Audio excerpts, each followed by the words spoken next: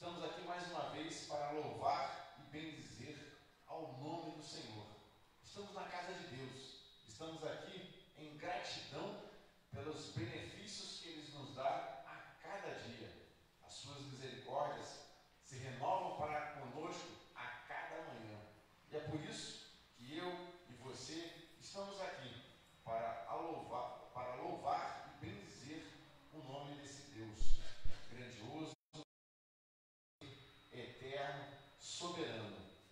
Estamos desfrutando também, de maneira adicional, a convivência com os irmãos, a convivência com cada um aqui, essa convivência gostosa, fraternal. E vamos juntos prestar a Deus este culto.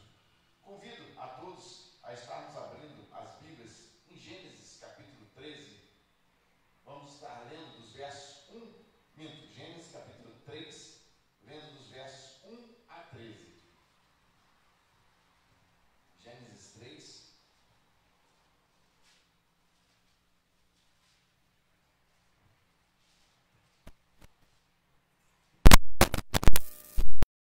Eu vou estar lendo, peço que os irmãos. A queda do homem. Mas a serpente, mais sagaz que todos os animais selváticos que o Senhor Deus tinha feito, disse à mulher: é assim que Deus disse: não comereis de toda a árvore do jardim. Respondeu-lhe a mulher: do fruto das árvores do jardim podemos comer, mas do fruto da árvore que está no meio do jardim, disse Deus, dele não comereis, nem tocareis nele, para que não morrais. Então a serpente disse à mulher: é certo que não morrereis, porque Deus sabe que no dia em que dele comerdes, se vos abrirão os olhos, e como Deus sereis conhecedores do bem e do mal. Vendo a mulher que a árvore era boa para se comer, agradável aos olhos, e árvore desejável para dar entendimento, tomou-lhe do fruto e comeu, e deu também ao marido, e ele comeu. Abriram-se então os olhos de ambos, e percebendo que estavam nus, coseram folhas de figueira e fizeram cintas para si. Quando ouviram a voz do Senhor Deus, que andava no jardim pela virada do dia, esconderam-se da presença do Senhor, o homem e sua mulher, por entre as árvores do jardim. E chamou Deus ao homem e lhe perguntou: onde estás? Ele respondeu: ouvi tua voz no jardim, e porque estava nu, tive medo e me escondi. Perguntou-lhe Deus: quem te fez saber que estava nu? Comeste da árvore que te ordenei que não comesses? Então disse o homem: a mulher que me deste por esposa, ela me deu da árvore, e eu comi. Disse o Senhor Deus à mulher: que é isso que fizeste? Respondeu a mulher: a serpente me enganou, e eu comi. Irmãos, estamos afastados de Deus pelo pecado. O pecado que começou com Adão. Começou lá no início da humanidade. E estamos separados de Deus desde então. Nascemos pecadores, nascemos em pecado. E precisamos estar junto a Deus para que sejamos salvos, para que tenhamos a vida eterna. Mas para que isso possa acontecer, precisamos pedir perdão a Deus pelas falhas que temos. O pecado nada mais é que qualquer transgressão da lei divina, da lei que Deus tem para cada um de nós, para o ser humano. E por isso, vamos agora abaixar as nossas cabeças e estar pedindo perdão a Deus pelos atos que eu tenho cometido que ofendem a sua lei. Vamos abaixar as nossas cabeças, então, e depois de alguns momentos de oração silenciosa, eu peço que o presbítero Lucas venha à frente e esteja levando a Deus uma oração de confissão, de pedido de perdão a Deus.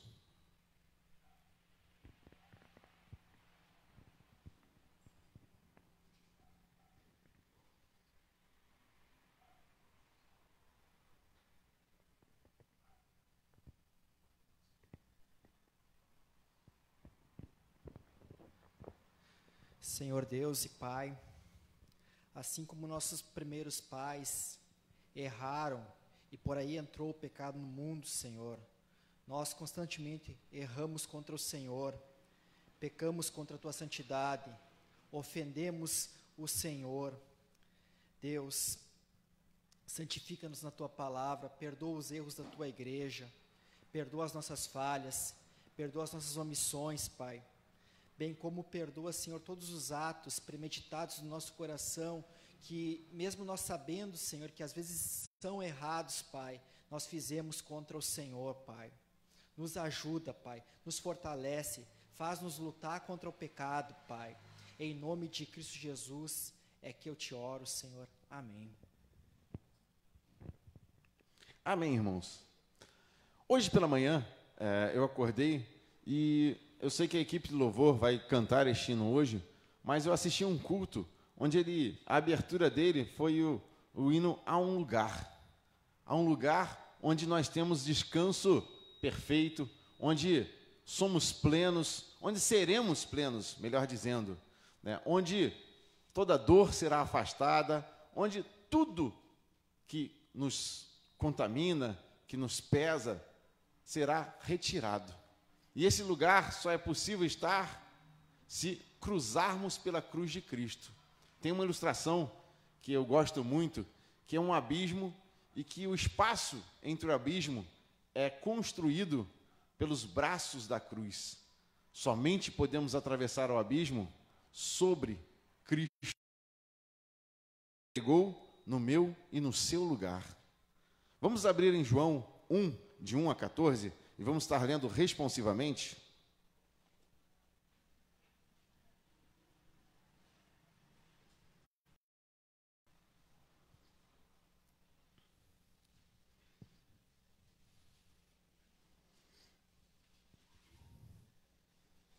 Esse Cristo, né, que morreu na cruz, no meu e no seu lugar, que é a ligação entre os dois lados do abismo, né, João fala um pouco dele, e na minha tradução é a encarnação do Verbo. João 1, de 1 a 14. Vamos estar lendo responsivamente. No princípio era o Verbo, e o Verbo estava com Deus, e o Verbo era Deus. Todas as coisas foram feitas por intermédio dele, e sem ele, nada do que foi feito se fez.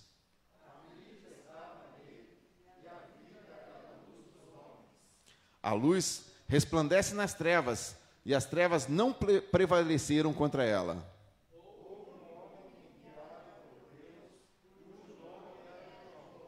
Este veio como testemunha para que testificasse a respeito da luz, a fim de todos virem a crer por intermédio dele.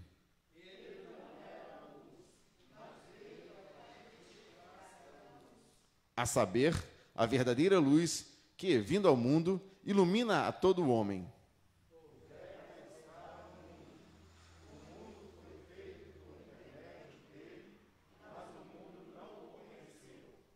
Veio para o que era seu, e os seus não o receberam.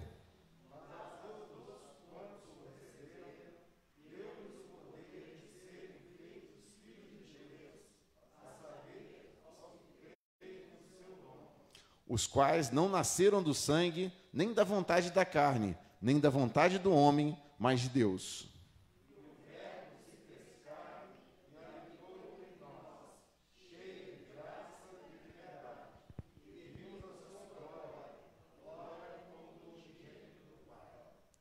Destaca o versículo 12.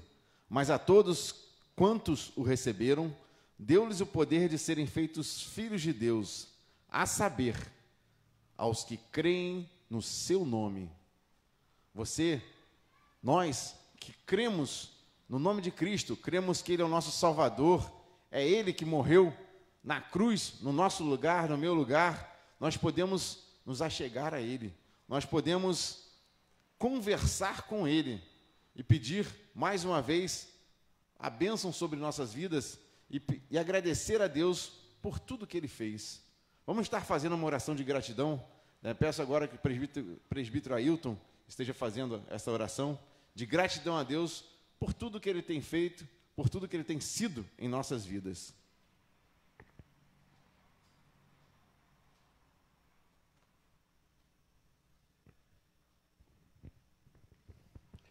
Oremos, irmãos. Santo Deus, eterno Pai, nós queremos te agradecer, Senhor, por mais esta rica oportunidade que o Senhor nos dá de estarmos nesta noite aqui com nossas famílias para prestar um culto de adoração e louvor ao teu santo nome.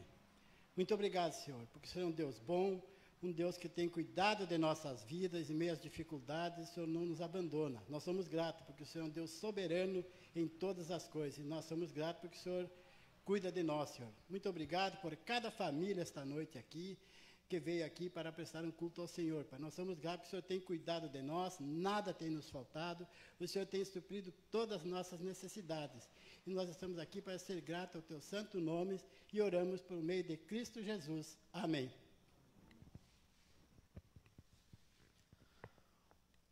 Nos próximos atos desse culto, irmãos, vamos estar louvando a Deus por tudo isso que falamos até agora, pelo perdão que Ele nos concedeu, pela morte na cruz no nosso lugar e por agradecimento, por gratidão, por tudo que tem feito cada um de nós. Lembro aos irmãos que trarão seus dízimos e ofertas ao gasofilácio, que no primeiro cântico façam um privilégio dos membros da igreja, os nossos visitantes não se sintam constrangidos. É um prazer estarmos trazendo, devolvendo a Cristo, a Deus, parte dos nossos ganhos, como está na Bíblia. Vamos estar lendo Salmo 28, versículo 7.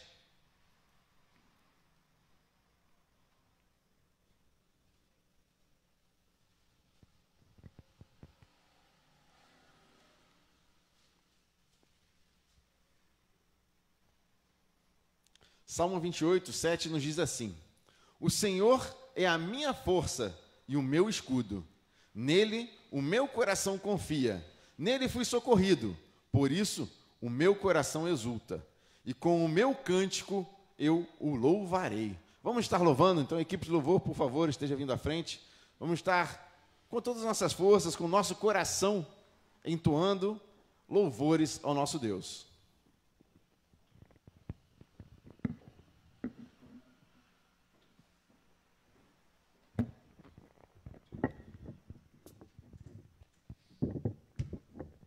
Boa noite, irmãos. Convido os irmãos a se colocarem em pé neste momento.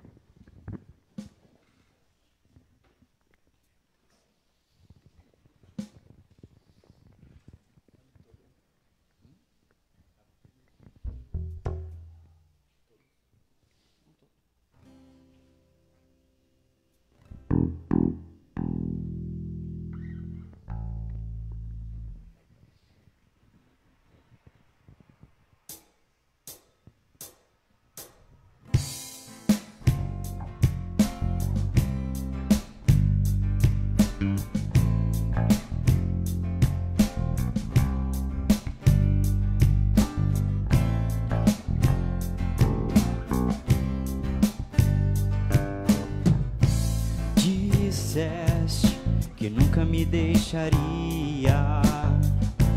Disseste que a vida me abalaria. Disseste que no mundo eu teria aflições. Mas eu sei, quando o mundo cai ao meu redor, teus braços me seguram.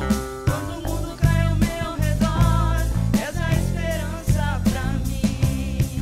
Quando o mundo cai ao meu redor e as forças se vão, encontro abrigo em ti.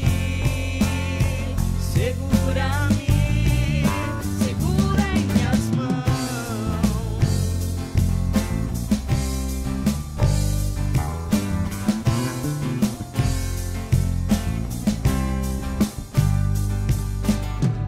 Quando eu vejo a escuridão da noite, quando eu vejo a tragédia vindo sobre, mesmo assim eu descanso em teus braços de amor, pois eu sei, quando o mundo cai ao meu redor, teus braços me seguram. Quando o mundo cai ao meu redor, és a esperança pra mim. Quando o mundo cai ao meu redor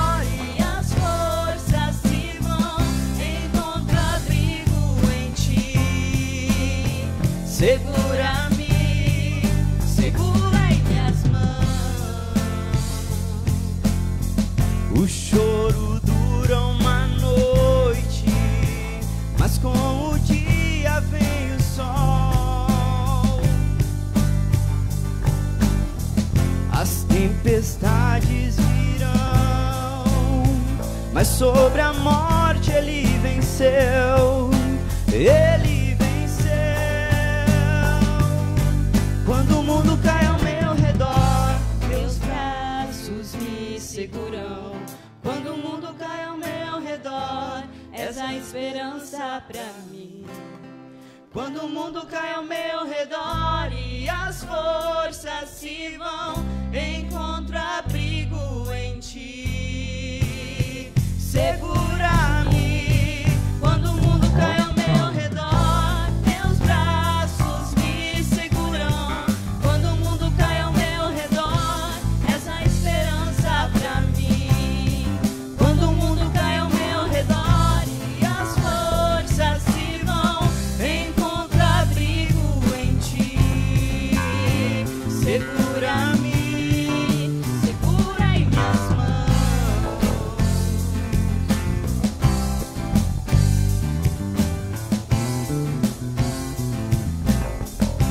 Segura em minhas mãos.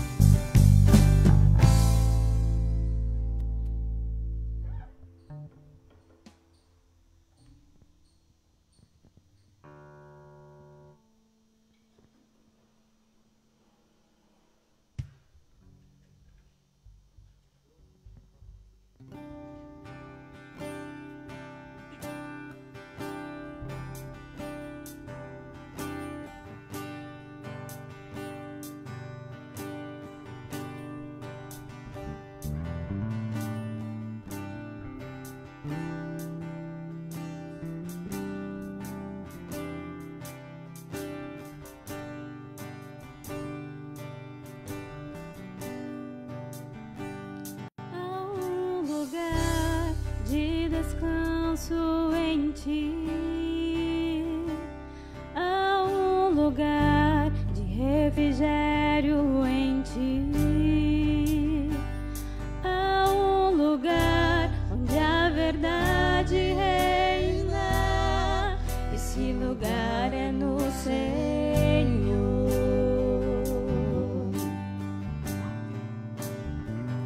Há um lugar onde as pessoas não me influenciam.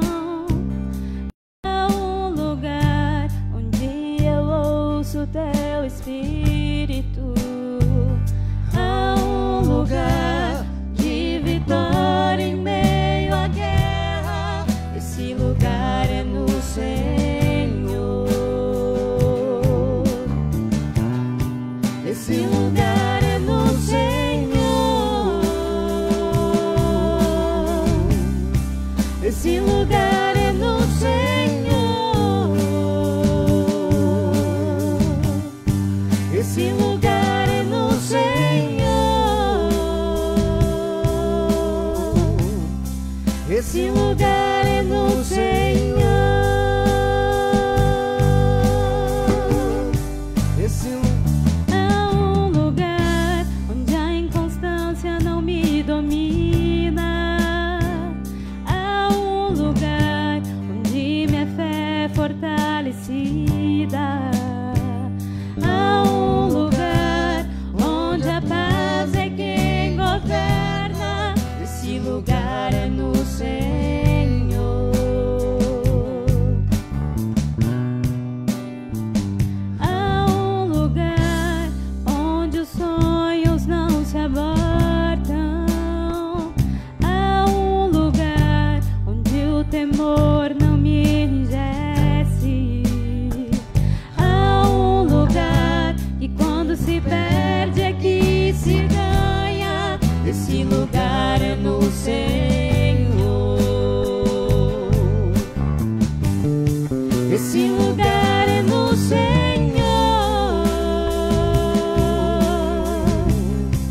Esse lugar é no Senhor.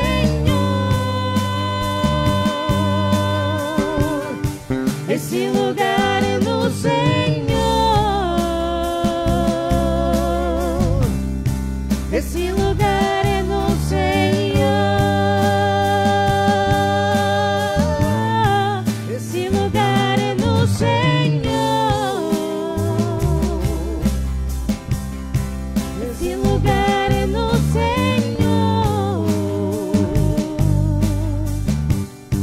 Esse lugar é no Senhor. Esse lugar é no Senhor.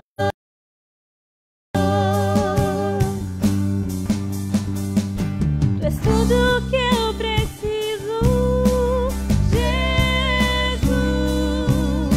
Tu és tudo que eu preciso, Jesus.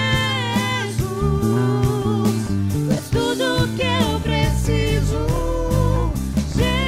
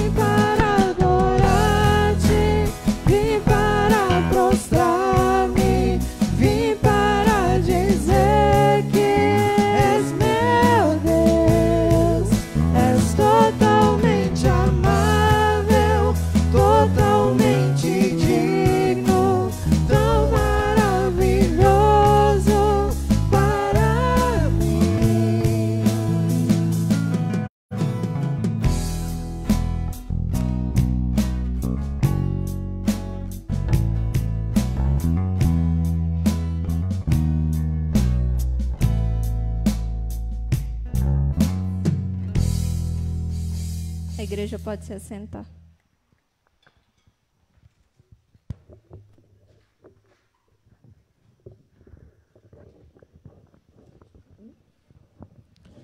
Viemos aqui para louvar, bendizer e engrandecer o nome de Deus e para ouvir a sua palavra, para ouvir o que Ele tem de ensinamentos para a nossa vida, de alimento para o nosso dia a dia, para que possamos sair daqui, após a mensagem, e sair apregoando, a sair falando, a sair semeando a alegria de Deus que está em nossos corações, a palavra de Deus que está em nossos corações. Então vamos convidar o pastor Hamilton para que esteja vindo à frente, vou estar orando pela vida dele.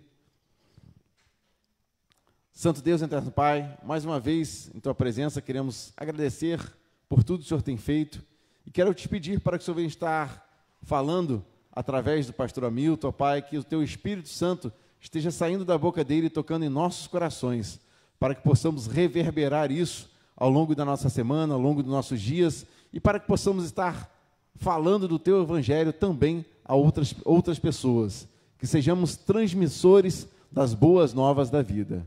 É isso que eu te peço e te agradeço em nome de Cristo. Amém, Senhor Deus.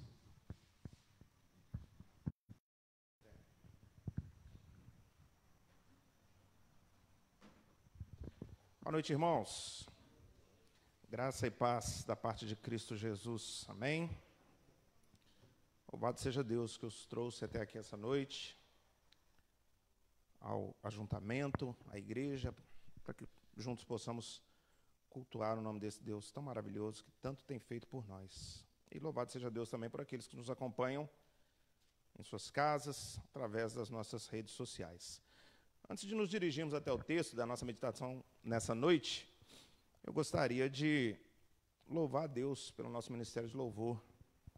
Maravilhoso os cânticos, os louvores de hoje para a glória de Deus, muito bem escolhidos, muito bem tocados e cantados. Que Deus possa continuar abençoando os irmãos e extraindo dos irmãos os dons e talentos que Ele mesmo os concedeu. Uma bênção para a glória de Deus, o louvor, assim como tem sido nas outras semanas. Irmãos, vamos abrir a nossa Bíblia então no Evangelho segundo Mateus. Evangelho segundo Mateus, capítulo 14. Nós iremos fazer a leitura dos versículos 22 ao versículo 33 do Evangelho segundo Mateus, capítulo 14.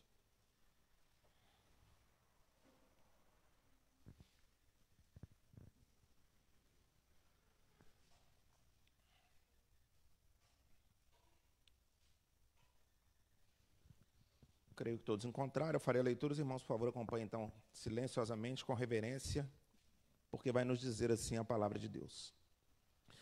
Logo a seguir, compeliu Jesus os discípulos a embarcar e passar adiante dele para o outro lado, enquanto ele despedia as multidões.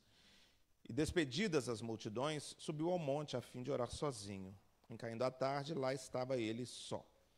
Entretanto, o barco já estava longe, a muitos estádios da terra, açoitado pelas ondas, porque o vento era contrário. Na quarta vigília da noite, foi Jesus ter com eles, andando por sobre o mar. E os discípulos, ao verem-no andando sobre as águas, ficaram aterrados e exclamaram: é um fantasma. E tomados de medo, gritaram. Mas Jesus imediatamente lhes disse: tende bom ânimo, sou eu, não temais. Respondendo-lhe Pedro, disse: se és tu, Senhor, manda-me ir ter contigo por sobre as águas. E ele disse: vem. E Pedro, descendo do barco, andou por sobre as águas e foi ter com Jesus. Reparando, porém, na força do vento, teve medo e, começando a submergir, gritou: salva-me, Senhor. E prontamente Jesus, estendendo a mão, tomou-o e lhe disse: homem de pequena fé, por que duvidaste? Subindo ambos para o barco, cessou o vento. E os que estavam no barco o adoraram, dizendo: verdadeiramente és filho de Deus. O presbítero André já orou pela palavra, então a nossa pretensão é de que as palavras dos nossos lábios e o meditar do nosso coração sejam agradáveis na presença do Senhor. Irmãos, O contexto em que se encontra essa passagem escrita por Mateus e também reproduzida por Marcos e por João, é um contexto em que os discípulos de Jesus e os seguidores de Jesus, no âmbito maior, aqueles que o seguiam por causa dos seus feitos e milagres, ainda não haviam compreendido de fato quem era Jesus. E o porquê de Jesus andar pela terra. E o porquê de Jesus, assim como nós lemos na liturgia, ter se feito homem. O verbo se fez carne e habitou entre nós. Nós lemos lá em 1 João. Perdão, em João capítulo 1. Eles não haviam entendido ainda. Tanto que Mateus vai começar esse relato dizendo que logo a seguir, ou seja, logo a seguir do que havia acontecido antes. E o que havia acontecido antes é que Jesus precisou sair às pressas de Nazaré, da sua terra, porque os seus seguidores em Nazaré queriam coroá-lo rei. Queriam fazer de Jesus um rei humano, um mártir, alguém que os livrasse do jugo da escravidão de Roma. Eles não haviam entendido ainda a missão de Jesus. E mais do que isso, muitos deles estavam andando com Jesus, caminhando com Jesus, por conta do pão. Porque pouco antes Jesus havia multiplicado o pão e saciado a fome daqueles homens. Então existia um interesse, porque aquele homem que estava ali na frente deles proveria o alimento, as necessidades físicas deles, materiais deles, e havia também o interesse de que Jesus fosse o grande mártir que eles esperavam, que eles acreditavam ser as promessas do Antigo Testamento, um grande mártir, um grande cavaleiro, talvez que adentrasse Jerusalém montado num cavalo branco, os cabelos esvoaçantes, lindo, e que então os libertasse da escravidão em que viviam. Definitivamente não é esse o Jesus da Bíblia. Não é esse o Jesus da Bíblia. E muitos hoje ainda vivem também enganados, crendo, acreditando num Jesus que não existe. Mas essa é uma outra pregação, né? Hoje nós estamos em Mateus. Então vamos caminhar pelo texto de Mateus, agora que nós já entendemos o contexto imediato, para entendermos o que se passa aqui dos versículos 22 ao 33, o que Jesus pretendia dentro desse bloco da palavra de Deus, a lição que ele havia de dar aos seus discípulos e como nós podemos aplicar isso nas nossas vidas, para o nosso dia a dia. Vamos caminhar pelos versículos, então, dessa porção da palavra de Deus. Versículo 22. Logo a seguir, compeliu Jesus os discípulos a embarcar e passar adiante dele para o outro lado, enquanto ele despedia a multidão. Então, assim como eu disse, nós acabamos de ver o episódio da multiplicação de pães e peixes. Jesus, então, pressionado pela multidão que queria fazer dele um rei, leva os seus discípulos até a margem do mar, do lago de Genezaré, e vai atravessar para Cafarnaum, vai atravessar com os seus discípulos para fugir daquela multidão, para levar aqueles discípulos para uma sala de aula, para uma lição, para algo que eles precisavam aprender, que no meio daquele tumulto, no meio daquela multidão, eles não estavam conseguindo entender, porque eles estavam seguindo a multidão, a toada da multidão, aquilo que a multidão pensava, acreditava. Os discípulos estavam sendo levados também a acreditar naquilo. Então Jesus os tira da multidão, os coloca em um barco. O verbo compelir, irmãos, pode ser trocado tranquilamente por insistir ou quase obrigá-los a ir. Então Jesus faz com que aqueles discípulos entrem nesse barco, embarquem e passem adiante dele para o outro lado, para a travessia desse mar, do mar da Galileia, enquanto ele se despedia ou despedia as multidões. Então o que precisa ficar de fazer com que aqueles discípulos, naquele final de tarde, a noite já chegando, entrasse naquele barco e fizesse uma viagem de aproximadamente 11, 12 quilômetros, mar adentro à noite, mar adentro, né? Eles estavam fazendo a travessia. A iniciativa foi de Jesus. Jesus os impeliu, insistiu para que eles entrassem no barco. Versículo 23. E despedidas as multidões, subiu ao monte a fim de orar sozinho. Em caindo a tarde, lá estava ele só. Então Jesus permanece em Nazaré, despede as multidões, manda que cada um vá para a sua casa, eles agora estão alimentados, saciados, cada um vai para a sua casa. Os discípulos já tomaram um barco em direção a Cafarnaum, e Jesus, então, agora sobe ao monte para orar. Certamente você já ouviu mensagens nesse versículo focando o homem de oração que Jesus era. E não há como fugir disso. Jesus, de fato, era um homem de oração. Tanto que, nesse momento, ao invés de encontrar com seus discípulos, ele vai para um lugar, estar a só e orar. Jesus era um homem de oração, nós sabemos disso. Nas grandes decisões que tomou enquanto caminhava pela terra, Jesus, sendo Deus, buscava a companhia de Deus, a intimidade de Deus, para se direcionar, para buscar direção, para buscar sabedoria, para falar com o Pai. Foi assim na escolha dos 12, foi assim no jardim quando foi preso, foi assim na cruz antes de expirar. Mas eu queria convidar você a uma visão dos discípulos. Porque Jesus sobe ao monte para orar, e ele vai para aquele monte orar pelos discípulos, porque ele acabou de colocar aqueles discípulos dentro de um barco durante a noite para uma travessia longa, que duraria toda a noite, e que ele, Jesus, sabia que seria uma travessia bem tumultuada, bem complicada. Então, esse homem, Jesus de Nazaré, que é um homem de oração, ele também fazer uma breve abertura para trazermos para o nosso contexto. O Evangelho de João, a partir do capítulo 14, capítulo 14, 17, vai nos dizer que Jesus ora por aqueles que o Pai lhe deu.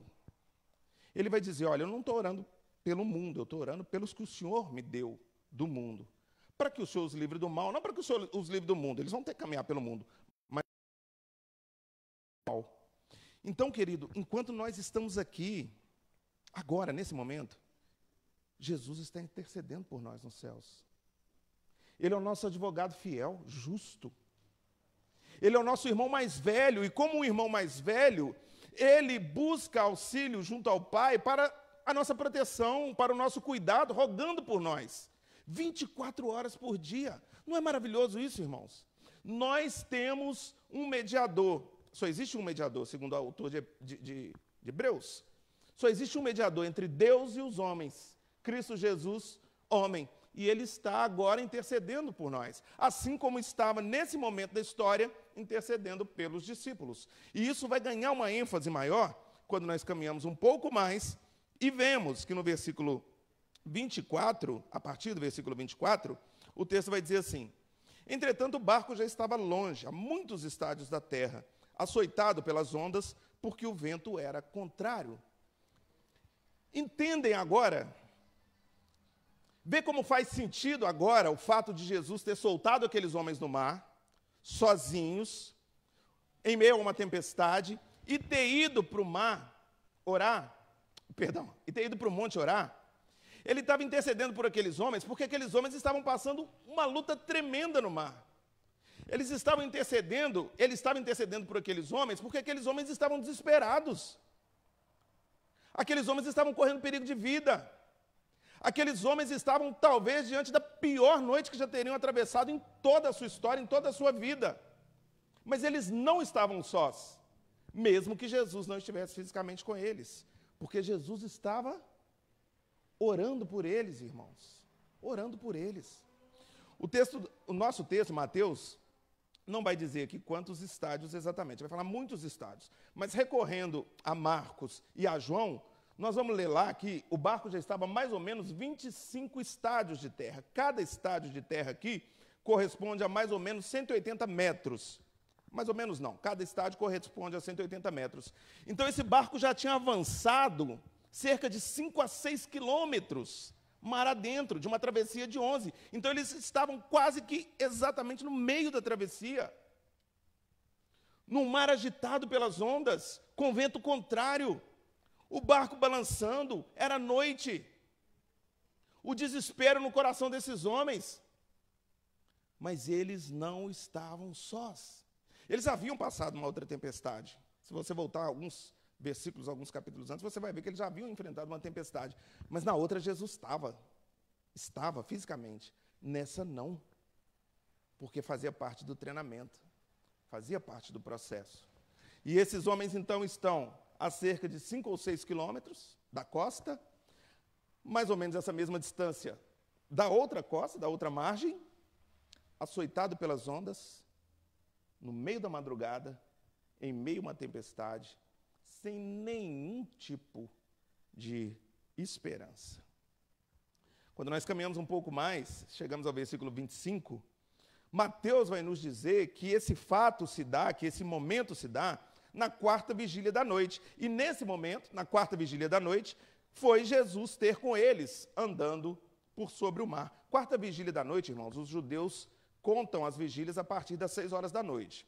3 horas cada uma. Então, a primeira vigília é de 6 às 9 da noite, 18 às 21. A segunda, 9 à meia-noite. A terceira, meia-noite às 3. A quarta, 3 às 6 da manhã.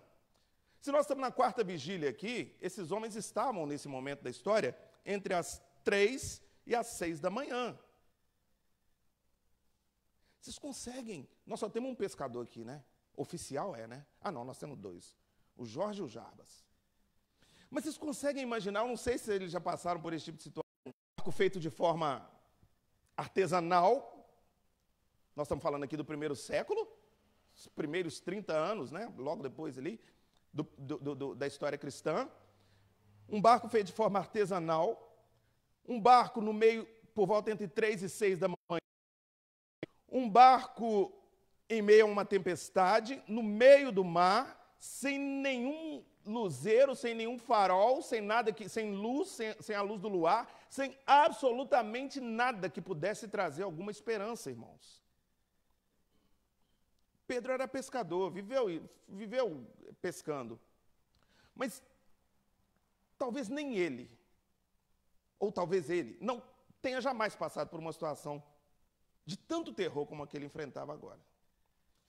Eu, Hamilton, vou confessar um pecado. Eu tenho muito medo de tempestade e eu tenho muito medo de mar. Então, eu numa situação dessa, eu não sei o que seria de mim. Eu não sei o que seria de mim. Porque é, de fato, uma situação assustadora. Mas o final do versículo 25, no qual nós estamos, vai dizer, irmãos, que nesse momento, onde toda a esperança cessou, onde os discípulos muito provavelmente olharam para um lado, olharam para o outro e falaram, não tem o que fazer, nós vamos perecer. Se eles sentiram isso quando Jesus estava no barco, na tempestade anterior, imagina nessa sem Jesus no barco. Nós vamos perecer, nós vamos morrer. Tem um hino que nós cantamos, né, do nosso cenário, né? Mestre, o mar se revolta. Vou parar por aqui. Já parei, radaça. Mas é isso. Era pânico, era terror. Mas aí, quando todas as possibilidades humanas se esgotam, ou se esgotaram, o texto vai dizer que Jesus por sobre o mar. Aí, meus irmãos, aí acabou o problema. Aí acabou o problema. Porque aquele que estava orando, porque ele é Deus, porque o seu Deus é presente fisicamente naquele momento. É claro que a essa altura, versículo 25, é claro que a essa altura, talvez os discípulos já estivessem pensando, presbítero Lucas, ele não vai vir, ele não vai aparecer, ele não vai socorrer, dessa vez não tem remédio, não tem socorro, porque a tendência humana dos discípulos, minha e de vocês, é sempre achar que Jesus está demorando demais, de que Jesus não está vendo o nosso sofrimento, de que Jesus está alheio à dor que nós estamos passando. E a gente ora um dia, 2, 10, imagina quantas vezes esses discípulos não tiveram que orar. Eram quase que 10 horas, irmãos. Eles saíram no final do dia. Tinha quase 10 horas que eles estavam no mar, na voracidade do mar, na violência do mar e da tempestade. Imagina o quanto eles já não, muito provavelmente, haviam orado. Mas Jesus não chegava. Imagina o desespero, assim como o meu e seu, quando Jesus não chega com a sua ação, com a sua intercessão, e nós oramos e não acontece, nós oramos e não acontece. E a gente começa a pensar, será que Jesus não está vendo que eu estou passando por isso, que eu estou nessa luta? Lembra de Marta e Maria? Quando Jesus chega para visitar ou para ver Lázaro, que já havia morrido, que Marta chega para ele e fala, Jesus, agora? Pô, se o senhor tivesse chegado antes, meu irmão não tinha morrido. Era tarde para Marta e Maria, mas não era tarde para Jesus. Tanto que ele chega na boca do túmulo e diz, Lázaro, vem. Lembra de Jairo, quando anos, à beira da morte, e Jesus indo até lá, para no meio do caminho, vai socorrer a mulher do fluxo de sangue, e Jairo estaciona, espera, tranquilo. Quando chega, então, quando ele cura a mulher do fluxo de sangue, vai até a filha de Jairo. Chegando na filha de Jairo, os familiares de Jairo, muito provavelmente esposa, os tios da menina, enfim, os vizinhos, na hora que Jesus entra na casa, eles viram e falam, agora? Ah, Jesus, agora a menina está morta. Já estavam tocando lá os instrumentos do velório. Era tarde para os familiares da menina. Para Jesus, não. Para Jesus estava na hora certinha, no tempo certinho. Irmãos, Jesus não dorme, não dormita, nem dorme o guarda de Israel. Ele está atento à nossa luta, ele está atento à nossa dificuldade. Enquanto nós estamos passando aqui pela luta, pela dificuldade, pela doença, seja lá pelo que for, achando que nós estamos sozinhos, ele está intercedendo por nós junto ao Pai. Ele está cuidando de nós. Mas a gente não consegue enxergar isso. Assim como os discípulos não conseguiram enxergar isso. Olha o que vai falar o versículo 26. Que os discípulos, ao verem-no andando sobre as águas, ficaram aterrados e exclamaram, é um fantasma. E tomados de medo, gritaram. Entende por que não consegue entender, perceber, enxergar, sentir a presença de Jesus conosco? Porque a nossa mente, o nosso coração está repleto de superstição, de tolice, das coisas desse mundo. Os discípulos com medo de fantasma, irmãos. Andavam com Jesus, caminharam com Jesus e estavam com medo de fantasma. A mente cheia de superstição, a mente cheia de incredulidade. Não confiavam em Jesus, não plenamente. Porque até os fantasmas, caso fosse aqui um fantasma, um diabo aqui, até o diabo é o diabo de Deus, segundo Calvino. Até o diabo é o diabo de Deus, foi Deus que criou. É criatura. Está sujeito à vontade de Deus, está sob os pés de Jesus, assim como essas ondas estavam aqui sob o pé dele. Está preso numa corrente e só vai até onde Jesus permite que ele vá. Ah, pastor, mas eu não posso sentir medo? Pode, claro que nós vamos sentir medo de algumas coisas. Acabei de confessar dois pecados aqui agora. Nós vamos sentir medo, mas nós não podemos deixar o medo nos cegar. Nós não podemos perder a confiança em Deus. Quando o medo chegar, quando a desconfiança chegar, nós temos que lembrar que nós temos um irmão mais velho que está cuidando de nós. E nós precisamos também, irmãos, em nome de Jesus, abandonar nossas superstições, nosso misticismo.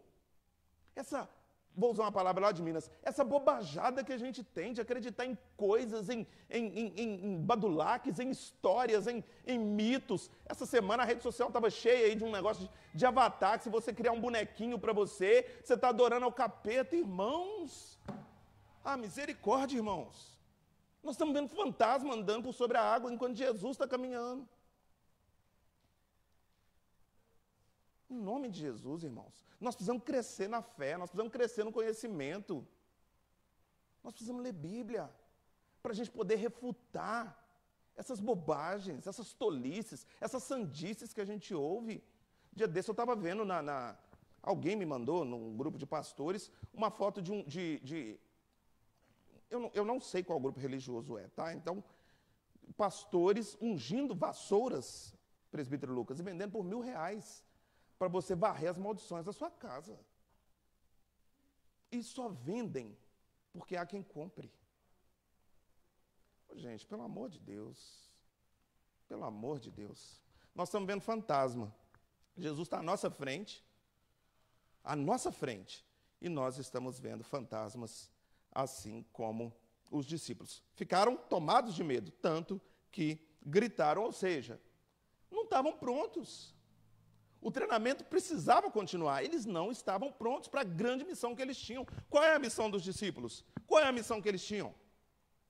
Jesus estava às portas da morte. Daí a pouco, seriam só eles. Eles e aqueles que iam se chegando ao Evangelho, né? Mas eles seriam os líderes, as colunas. Então eles precisavam estar prontos e não estavam. E passagens como essa nos mostram que não estavam. Mas o texto vai caminhar um pouco mais. E no versículo 27, Mateus vai nos dizer assim, que logo depois que os discípulos, assustados, acharam estar vendo um fantasma, Jesus imediatamente lhes disse: tem de bom ânimo, sou eu, não temais. Então, irmãos, quando o medo, o pavor, as crendices, as superstições dos apóstolos afloraram a tal ponto de eles acharem que quem estava ali à frente deles seria um fantasma, Jesus imediatamente se apresenta. E ele se apresenta como ele se apresentou no Antigo Testamento. Olha que interessante. Lá no Antigo Testamento, quando ele aparece na sarça, ele diz, quando Moisés pergunta para ele, como é que eu vou falar do Senhor para as pessoas? Como que é para eu apresentar o Senhor? Deus, Yahvé, vira para Moisés e fala, diga que eu sou. E aqui Jesus vai dizer, né? Quem está aí? Os discípulos perguntam. E ele, eu sou. Sou eu, o próprio Deus. E antes que ele traga aos discípulos uma solução para o problema que os discípulos estavam atravessando, a tempestade, o mar, o medo, ele lança a eles uma palavra de encorajamento. Antes de resolver o problema, ele os fortalece, como quem diz, abram os olhos. Abram os olhos. Lembrem daquilo que foi ensinado a vocês. Lembrem de tudo que eu lhes disse. Tenham bom ânimo. Não temam. Olhem em redor. Lembrem-se daquilo que nós conversamos, de tudo que foi ensinado a vocês. E aí só depois, ele vai então solucionar o problema. Se apresenta e os encoraja. Nós cantamos uma música aqui agora, né? Ou não cantamos. Quando o mundo cai ao meu redor, não cantamos. Quando o mundo cai ao meu redor, os teus braços me seguram. Se essa música existisse lá no ano 31, 32, talvez ela viesse à mente dos discípulos, porque é isso que Jesus está dizendo aqui. Quando não houver mais jeito, quando vocês não puderem mais confiar em vocês mesmos, nos seus recursos, nos seus braços, na sua inteligência, seja lá em que for, onde você tem colocado a sua fé, eu vou chegar e vou resolver. Eu vou chegar e vou resolver. Se humilhem diante do Senhor, e o Senhor os exaltará em tempo oportuno. E aí no versículo 28, então, Pedro diz a Jesus, se és tu, Senhor, manda-me ir ter contigo por sobre as águas. O que Pedro está fazendo aqui, a despeito do que possa parecer, não é fazendo o que Tomé fez, pedindo uma prova a Jesus, como Tomé fez lá, pedindo para mostrar as chagas. O que Pedro está dizendo aqui a Jesus, ou fazendo aqui com Jesus, é apontar para Jesus e dizer a Jesus, só sendo o Senhor. Só sendo o Senhor. Se o Senhor mandar, eu tenho condição de andar, eu sou pescador. Eu sou pescador, Pedro dizendo, pensando, imagino eu sou pescador. Eu sei, passei a minha vida inteira na pesca, no mar, conheço esse mar aqui como a palma da minha mão. Eu sei que eu não tenho condição de andar em cima da água. Eu sei que um homem, de uma maneira natural, racional, não pode estar andando sobre a água aos olhos humanos, na razão humana, mas que é totalmente possível para Deus. E Jesus então diz, vem Pedro. E Pedro, descendo do barco, andou por sobre as águas e foi ter com Jesus. Irmãos, no momento em que Pedro abandonou a racionalidade, abandonou a pequenez da sua fé, abandonou o seu olhar horizontal, abandonou a mania que eu e você temos de fixar os nossos olhos naquilo que nós podemos ver, no que é tangível, no que a gente pode tocar, e nos esquecer que nós estamos muito mais envolvidos, ou deveríamos estar muito mais envolvidos com o mundo espiritual do que com o mundo material. No momento que isso aconteceu com Pedro, Pedro conseguiu o impossível para qualquer homem. O texto vai dizer que Pedro andou por sobre as águas e foi ter com Jesus. Qual que é a lógica disso? Racionalmente falando? Jarbas, o senhor que é pescador? Qual que é a lógica de alguém descer de um barco no meio de uma madrugada, no meio do mar, de um mar bravio, e colocar a planta dos seus pés sobre um líquido que não oferece nenhum tipo de firmeza, resistência, conseguir andar por sobre esse líquido, indo de encontro a outra pessoa? O senhor já viu isso acontecer em alguma pescaria do senhor? Impossível, irmãos. Impossível. Mas Pedro, nesse momento da história, não estava trabalhando com a sua visão horizontal. Pedro estava trabalhando com a sua visão vertical. Pedro, nesse momento, incorporou tudo aquilo que o autor de Hebreus nos diz a respeito da fé. A fé é a certeza das coisas que se não veem. E ele incorporou isso. Ele conseguiu ver o que os nossos olhos não conseguem enxergar. Mas ele conseguiu, porque ele creu, porque ele confiou. Muitas vezes, eu e você vamos atravessar tempestades iguais ou piores do que essas. Porque talvez a tempestade que toma o nosso coração, que toma o nosso ser, que embota os nossos sentidos, ela seja pior do que uma tempestade como essa.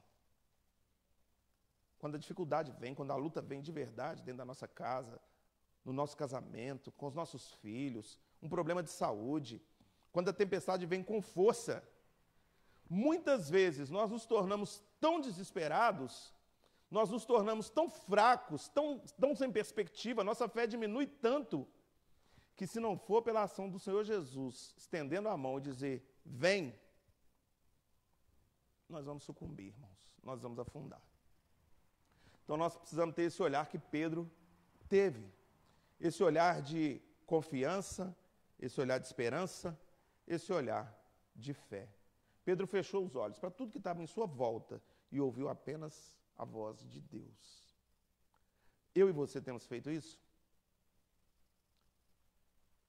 Na hora da luta? Na hora da enfermidade? Na hora do problema no casamento? No problema com os nossos filhos? Nós temos fechado os nossos olhos, nos calado, tapado os ouvidos para as circunstâncias ao nosso redor e ouvido apenas a voz de Deus? Será? Pedro fez isso. Mas Pedro era homem, assim como eu e você, um ser humano como eu e você, com seus pecados, com as suas falhas. E no versículo 30, Pedro volta a ser Pedro. Então toda aquela fé, toda aquela confiança que Pedro teve ao ouvir a voz de Deus e fixar os seus olhos em Jesus, ela se esvai quando ele resolve abrir os olhos e olhar para o lado. E aí, o versículo 30 vai dizer assim, reparando, porém, na força do vento, teve medo, e começando a submergir, gritou, salva-me, Senhor. Irmãos, reparando na força do vento,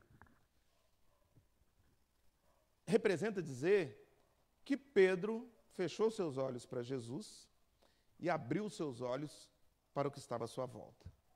E aí, então, aquele homem que estava andando por sobre o mar, confiando apenas no que Jesus havia lhe dito, de repente abre o olho, imagino que foi isso que aconteceu com ele, abre o olho, olha para um lado, olha para o outro, fala, peraí, tem 10 horas que eu estou no meio desse mar. No meio do mar, uma tempestade dessa, e eu estou andando em cima d'água, não faz o menor sentido isso. Não faz o menor sentido. Tirou os olhos de Jesus, olhou para as circunstâncias, afundou miseravelmente. Miseravelmente. E aí a aplicação para os nossos dias é fácil de fazer, né, irmãos? A aplicação para os nossos dias é fácil de fazer. Muitas vezes nós estamos crescendo em graça, nós estamos crescendo em sabedoria, nós estamos nos apegando cada vez mais a Deus em Cristo, a nossa fé tem sido fortalecida, a gente começa a olhar para... Aqui em São Borja não tem montanha, né? Mas a gente começa a olhar para as pequenas elevações aqui e falar, olha, sai daqui, vai para ali, e quase acredita que se falar essa montanha vai trocar de lugar mesmo, mas aí, em algum momento, a gente se lembra da nossa situação, da nossa crise, da nossa dificuldade, e a nossa fé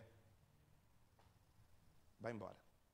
E aí a gente começa a sucumbir, a gente começa a desistir, a gente começa a achar que o problema que a gente enfrenta é maior do que Deus, a gente começa a criar fantasmas, como os discípulos criaram, e a gente, então, perece por falta de conhecer o poder de Deus, ilimitado, infinito, mas a gente começa a limitar o poder de Deus, e por limitar o poder de Deus, as circunstâncias, as dificuldades, as lutas, então, nos tragam. Versículo 31. Jesus, estendendo a mão, tomou-o e lhe disse, homem de pequena fé, por que duvidastes?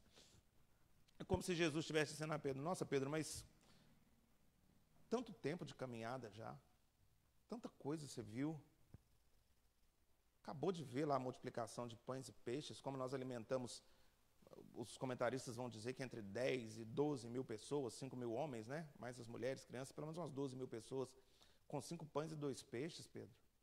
Você já viu os milagres que eu fiz, as curas que eu fiz? Depois de tudo que você viu, você acha que te fazer andar por sobre a água aqui é algo demais para mim? É algo extraordinário demais para mim, Pedro? Pensa bem. Por que você duvidou? Por que eu e você duvidamos? Dona Olinda, por que nós duvidamos, Dona Olinda? Por que nós cremos e dizemos crer e falamos com as outras pessoas que cremos para que elas creiam também? Mas quando a luta bate na nossa porta, nós desanimamos, nós enfraquecemos. Por que nós somos assim, conhecendo todas as promessas de Deus para a nossa vida? Sabendo que Deus prometeu em Cristo que nunca, jamais nos abandonaria. Sabendo, repito, que Ele é o nosso irmão mais velho, que está nesse momento intercedendo por nós junto ao Pai, que está nos preparando lugar, como Ele disse lá no Evangelho de João. Nós vamos temer o quê, irmãos? Nós vamos sofrer com o quê? Quando o salmista escreve lá, por que estás abatido, ó minha alma? Por que te perturbas dentro de mim? Espera em Deus, pois ainda o louvarei. Meu auxílio, Deus meu. Não deveria ser essa a força, a esperança que move e que fortalece o nosso coração, irmãos? A certeza de que nós não estamos sós, a certeza de que apesar da nossa fraqueza, da nossa limitação, da nossa impotência, nós temos alguém que é todo-poderoso, totalmente poderoso, que luta as nossas batalhas, que vai à nossa frente. Pedro não entendeu. Homem de pequena fé, por que duvidaste? Tomou um puxão de orelha de Jesus, mais um. Versículo 32. Subindo ambos para o barco, cessou o vento. Versículo 33. E os que estavam no barco adoraram, dizendo, verdadeiramente és filho de Deus. Então aquele homem que clama ao Senhor, salva-me, Senhor, recebe de Jesus, no versículo 31, prontamente, a salvação, a proteção e o cuidado de Deus, porque Jesus Cristo está disponível para todos aqueles que o buscam, para todos aqueles que clamarem, salva-me, Senhor. Ele está disponível e prontamente os atenderá. Eles sobem então para o barco e imediatamente a tempestade cessa. Então, no versículo 33, os que estavam no barco e que haviam passado por tanto sofrimento, por tanta luta, por tanto medo durante tantas horas, dizem, o adoram e dizem, verdadeiramente és o Filho de Deus. Quando nós vamos para o Evangelho de João, contando essa mesma história, João 6, o texto vai dizer que eles chegaram com segurança ao seu destino. Porque é assim que é. Porque é assim que é. Quando nós esgotarmos as nossas forças, quando nós dizermos a Cristo, Cristo, salva-me, Ele certamente estenderá sua mão, Ele certamente nos salvará, a tempestade se dissipará e nós chegaremos ao nosso local de destino. Simples assim, irmãos. Simples assim. Ele nos dará uma boa jornada. E cabe a nós, então, acreditarmos, crermos e professarmos, contarmos para as outras pessoas que Jesus Cristo é verdadeiramente o Filho de Deus. Amém? Separei aqui algumas rápidas aplicações. O texto é muito longo, então algumas aplicações, algumas sentenças para ficarem bem fixas na nossa cabeça a respeito de tudo aquilo que nós falamos nessa noite. A primeira delas é que o crescimento cristão é realizado em meio à tempestade e não em meio à calmaria. Então o versículo 22 diz que Jesus os impeliu, os levou para o meio da tempestade, os levou para o meio do sofrimento, porque nós, os crentes, nós somos burilados, trabalhados, melhorados no sofrimento e não na calmaria. É bom eu ter passado pela aflição, para que aprendesse os teus decretos. Salmo 119. Agora, eu te conhecia de ouvir, Jó, mas agora os meus olhos te veem. Então é no meio da luta, irmãos, é no meio da luta que nós somos preparados, burilados, trabalhados para nos parecermos cada vez mais com Jesus. Jesus, segundo Isaías, é homem de dores. Sabe o que é sofrer? Nós podemos sofrer em Cristo, porque nós teremos, ou já temos, a glória de Cristo. Sofremos com Cristo, seremos glorificados com Cristo. Salmo 119, versículo 67 diz: antes de ser corrigido, eu vivi errado, mas agora eu amo a tua lei. Está vendo o caráter didático da provação, da tribulação e da luta? Nós sabemos, e Paulo escreve aos Romanos enfatizando isso, né? Que todas as coisas cooperam para o bem daqueles que são chamados segundo o seu propósito. Está falando de quem? De mim e de você. A segunda aplicação que eu queria compartilhar com os irmãos é que Jesus Cristo está intercedendo pelos seus. Então, quando você se sentir só, quando você achar que não tem mais solução, quando você achar que todas as portas se fecharam, quando você achar que a tempestade está muito brava e Jesus não chega, e a hora está passando e nada de Jesus aparecer, lembre-se que se Ele não estiver atuando no seu problema, no momento da sua dor, Ele está intercedendo por você junto ao Pai. Você não está sozinho. O texto deixa isso muito claro.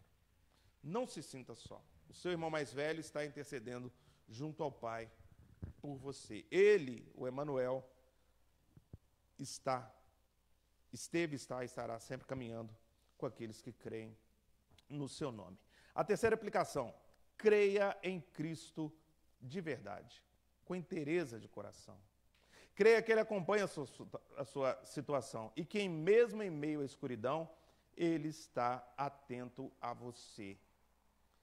Se eu perguntar para qualquer um de vocês aqui, aos membros da nossa igreja, aos irmãos queridos que nos visitam, você crê em Jesus Cristo? Todos aqui vão dizer que creem, inclusive os nossos visitantes que são crentes no Senhor Jesus também. Sem pensar, creio. Mas não é isso que eu estou perguntando. Eu não estou perguntando se você crê em Jesus Cristo. Isso eu sei que você crê. O que eu estou te perguntando é: você crê em Jesus Cristo? Percebe a diferença? Você crê em Jesus Cristo. Porque se você não crê, creia.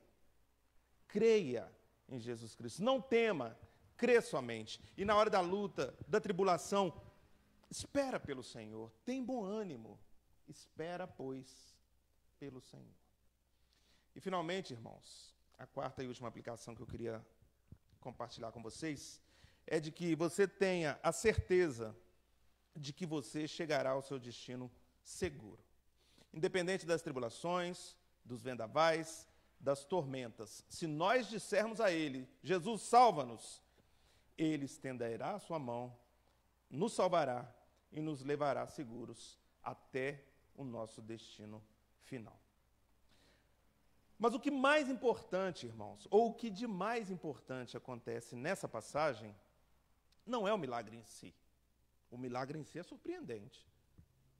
Jesus andando sobre as ondas, Jesus encontrando aqueles homens no meio daquela escuridão de madrugada, Pedro andando sobre as ondas, mas isso não é o mais surpreendente nessa passagem.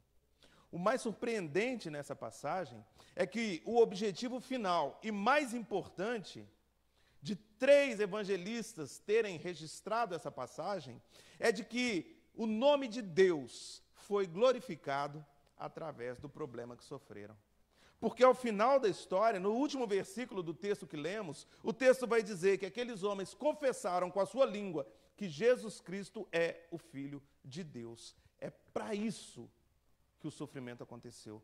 É para isso que eu e você estamos nessa terra. Talvez você se pergunte, o que eu estou fazendo aqui? Para que Deus me colocou aqui? Deus te colocou aqui para que você glorifique o nome dEle, para que você diga às pessoas de São Borja que Jesus Cristo é o Filho de Deus e que se elas creem que Ele pode salvá-las, de que Ele pode aplacar a ira de Deus que está sobre elas, Ele os salvará. Ele é o agente que traz a paz de Deus a nós, pecadores. Ele é o único caminho, a única verdade. Jesus Cristo, irmãos, verdadeiramente é o Filho de Deus. Creia nessas verdades, viva sob essa perspectiva e vá, logo que acabar o culto, enfrentar as suas tempestades, as suas tormentas e as suas lutas. Não te mandei eu ser forte e corajoso. Não temas, nem te espantes, porque o Senhor teu Deus é contigo por onde quer que andares. Quem tem ouvidos, ouça o que o Espírito diz à igreja. Vamos orar mais uma vez? Queria convidar vocês a se colocar de pé. Nós vamos orar, vamos rogar a bênção do Senhor sobre a sua vida e logo depois procederemos a alguns rápidos avisos. Senhor, nós queremos agradecer ao Senhor, porque a sua palavra mais uma vez foi lida e foi compartilhada nesse lugar. Queremos agradecer ao Senhor porque temos enfrentado lutas, dificuldades, problemas, tribulações, tempestades. Muitas vezes, assim como os discípulos naquele barco, assim como Marta e Maria, assim como a família de Jairo, temos olhado para um lado, para o outro, e não temos visto a tua ação. E por isso o nosso coração tem sido preenchido por ansiedade, temor, suspeitas.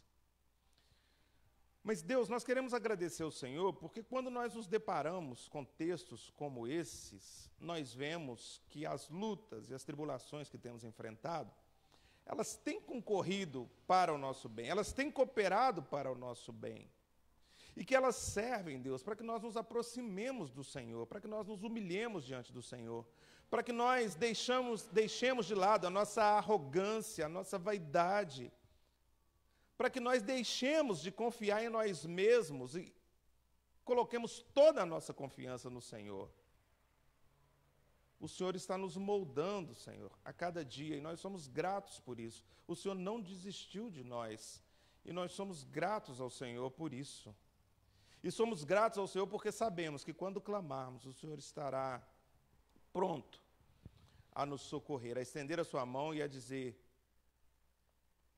tem de bom ânimo. Ô Senhor, muito obrigado. Muito obrigado pelo perdão dos nossos pecados. Muito obrigado pela salvação em Cristo Jesus. Muito obrigado, Deus, porque essas verdades fazem sentido para nós. Para mim e para os meus irmãos que me ouvem nesse momento, esse texto faz sentido, tem lógica. Tantos e tantos lerão esse texto e não terão a compreensão porque os seus ouvidos estão fechados, porque o seu coração é duro e obstinado, e se manterão rebeldes ao Senhor. Mas a nós não. A nós não. A tua palavra nos consola, nos conforta, nos encoraja. E eu creio que pela ação do teu Santo Espírito, que sela a palavra lida no meu coração e no coração dos meus irmãos, nós sairemos daqui hoje mais fortes, Senhor. Mais animados, mais encorajados a lutarmos as nossas lutas, sabendo que o Senhor nos aguarda e nos leva ao nosso destino final em segurança. E mais do que isso, de que o Senhor é verdadeiramente o Filho de Deus. Muito obrigado, Senhor. Que o Senhor nos conceda a todos uma noite de descanso, uma semana de paz, de saúde. Que a tua bênção, a tua misericórdia, a tua graça visite a cada um dos irmãos que se encontra aqui hoje no templo, a todos os que nos acompanham pelas redes sociais e a todos que não puderam ou não quiseram estar aqui nessa noite. E que nós possamos a cada dia nos parecer mais com o Senhor. Aumenta a nossa fé, Senhor, porque sem o Senhor nós nada podemos fazer. Muito obrigado, Senhor. Até aqui o Senhor nos ajudou. Agora, amados irmãos, povo de Deus, que a graça do nosso Senhor e Salvador Jesus Cristo, que o amor de Deus, o nosso Pai, e que as doces e ternas consolações do Espírito Santo sobre vós repousem, sobre vós permaneçam, capacitando-nos a aguardar com alegria, com esperança, mesmo em meio à luta, a volta daquele que prometeu, e virá nos buscar, estenderá a sua mão e nos dirá: vem, tende bom ânimo. Maranata, vem, Senhor Jesus. Amém, amém e amém. Sentai-vos, irmãos. Gostaria de agradecer a todos que nos acompanham pelo Facebook, pelo YouTube. Lembrá-los que na próxima quarta-feira, a partir das 19 horas, estaremos ao vivo com os nossos estudos pelas epístolas de Pedro. Agradecer mais uma vez aos irmãos que nos visitam. Não sei nem se eu posso chamar vocês de visitantes, vocês são de casa já, né? Azairo, Eugênio, muito bom ter vocês conosco aqui, voltem sempre. Muito feliz por ver o Jarbas aqui hoje, depois da cirurgia. O Senhor Jesus estendeu a sua mão para ti, né, Jarbas? Fez a cirurgia, ele falou: vem, você já está em casa, recuperado, Deus é bom. Agradecer a todos os irmãos, bom vê-los com saúde. E lembrar os irmãos, agradecer nosso irmão João, que está ali conosco mais uma vez. Muito obrigado pela sua visita, volte sempre. E lembrar os irmãos que o Conselho está fazendo hoje a convocação para daqui a 30 dias, pouco mais, pouco menos, nós estamos aqui em Assembleia realizando a eleição para presbíteros e diáconos. O Conselho resolveu, nós já havíamos notificado isso a vocês, o Conselho já havia tomado essa decisão, só não tínhamos uma data ainda, mas os dias estão passando, precisamos marcar, avisar com 30 dias de antecedência. Então, daqui a cerca de 30 dias, nós estaremos procedendo à eleição para a escolha de mais um presbítero e 2 diáconos, não é isso? Um presbítero e 2 diáconos.